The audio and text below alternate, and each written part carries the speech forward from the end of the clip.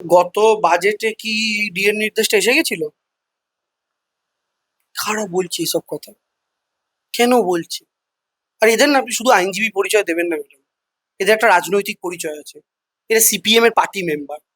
জিজ্ঞাসা করুন গিয়ে সিপিএম এর পার্টি মেম্বার নয়, ওকে ক্যামেরায় বলতে বলুন একবার। এর কিছু মানুষ আছে পশ্চিমবঙ্গে এখন না ওই সাধারণ বুদ্ধিজীবীর ভেগ ধরে ঘুরে বেড়ায়। বই সরকার দিচ্ছে, জুতো সরকার দিচ্ছে, মোজা সরকার দিচ্ছে, ড্রেস সরকার দিচ্ছে, কন্যাশ্রী সরকার দিচ্ছে, সবুজ সাথী সরকার দিচ্ছে, তার উপরে স্বামী বিবেকানন্দ স্কলারশিপ। 60% ওপর নাম্বার পেলে স্বামী বিবেকানন্দ স্কলারশিপে অ্যাপ্লাই করতে পারছেন লোকজন, ছেলেমেয়েরা।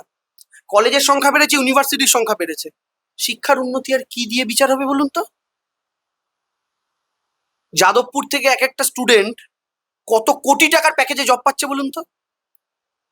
গুগল থেকে শুরু করে, ফেসবুক থেকে শুরু করে, অ্যামাজনে। পশ্চিমবঙ্গের কত ছেলে মেয়ে আজকে নাসা থেকে ডাক পাচ্ছে, ইসরো থেকে ডাক পাচ্ছে। এগুলো শিক্ষার প্রমাণ নয়? ন্যাশনাল এক্সাম গুলোতে পশ্চিমবঙ্গ থেকে যে ভালো রেজাল্ট হচ্ছে, এগুলো শিক্ষার প্রমাণ নয়? আপনাদের সিপিএম এ ফেলে রাখা সরকারের সময় পুরুষ পরীক্ষার্থীর সংখ্যা মহিলা পরীক্ষার্থীদের থেকে 1-1.5 লাখ বেশি থাকতো মাধ্যমিক উচ্চ মাধ্যমিকে প্রত্যেক বছর। পুরোনো ডেটাগুলো বার করুন। মমতা বন্দ্যোপাধ্যায় আসার 4-5 বছর পর থেকে নাম্বারটা উল্টে গেছে।